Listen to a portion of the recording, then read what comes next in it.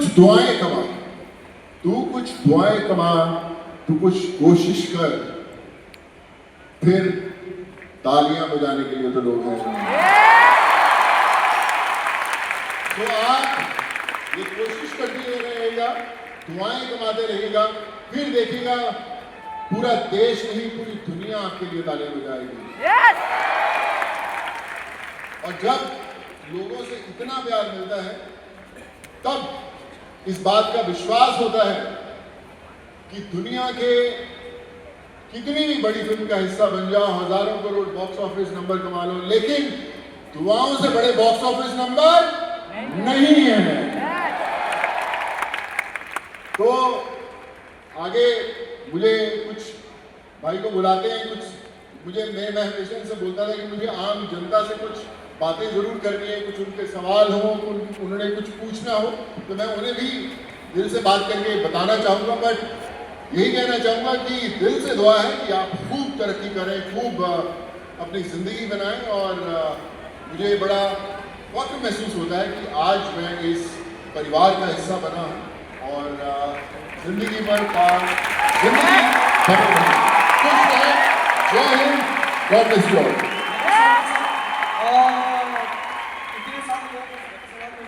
मुझे नहीं पता था कैसे, लेकिन मुझे याद है कि एक मुंबई में एक जगह है थाना, वहाँ पे एक चौक है जिसको बोलते हैं कालवा चौक, जहाँ पर मैं हर रोज़ सामान लेने जाता था, फ्रूट्स बांटने जाता था। हर रोज़ एक ट्रक खड़ा करते थे फ्रूट्स बांटने के लिए। उस समय मैं एक परिवार से मुलाकात हुई जो कर्नाटका जा रहे थे। एक माँ, एक बाप, उनका छोटा सा बच्चा गोद में और एक बच्चा हाथ थाम के खड़ा था। और उन्होंने बोला कि हमें 10 दिन के फ्रूट पैक कर दो, हमें कर्नाटका जाना है। मैंने बोला 10 दिन कैसे जाओगे पैदल?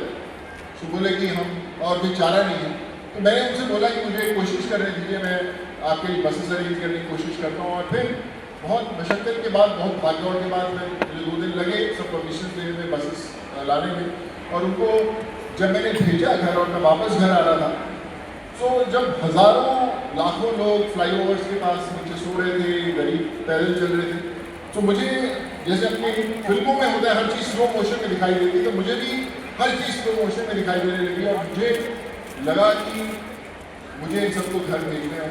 और मैंने अपने परिवार से जब मैं घर पहुंचा तो उनसे एक चीज़ का वादा किया था कि जब तक आखिरी माइग्रेंट को घर नहीं भेजेंगे हम लोग नहीं रुकेंगे। और फिर पता नहीं चला कि कब 7.5 लाख लोग जो थे हमारे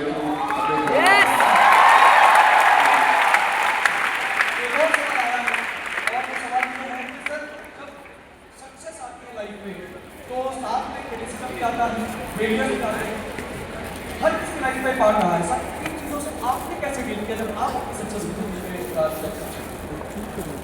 माँ हमेशा कहा करती थी कि जिस रास्ते पर स्पीड ब्रेकर नहीं होते वो मंजिल तक नहीं जाता, और जिस रास्ते पर वो स्पीड ब्रेकर्स होते हैं तो तुम समझ लो कि सही मंजिल की तरफ वो जा रहा है।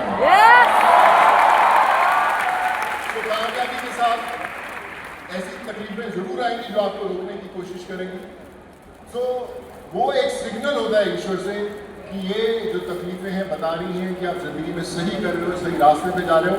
तो इसलिए तकलीफों से घबराना नहीं, तकलीफें आए तो समझ लेना मंजिल करीब है। वो एक और सवाल आपसे पूछना चाहूँगा। कई बार क्या होता है सर, हम देखते हैं कि यहाँ तक पहुँचना, हमारे सभी लोग ऐसा उनके साथ भी होता है, हमारे साथ भी होता है कि फिल्म देखते यहाँ तक पहुँचना है, वहाँ तक पहुँच जाते हैं तो अपनी लाइफ इजी लगने लगती है। और बहुत कम लोग होते हैं जो वहाँ से आगे बढ़ने की फिर सोच रख पाते हैं। तो सर इसको लेकर आप क्या कहना चाहेंगे कि ज़िंदगी में जो आपने अचीव किया आज तक, इसके आगे और क्या सकता और क्या मैसेज आप हमारे लोगों को? देखिए, मुझे तो लगता है मेरी ज़िंदगी की अभी शुरुआत हुई है। सो हर दौर पर, हर मंजिल पर पहुंचने के बाद एक नई मंजिल तय करना ज़रूरी है।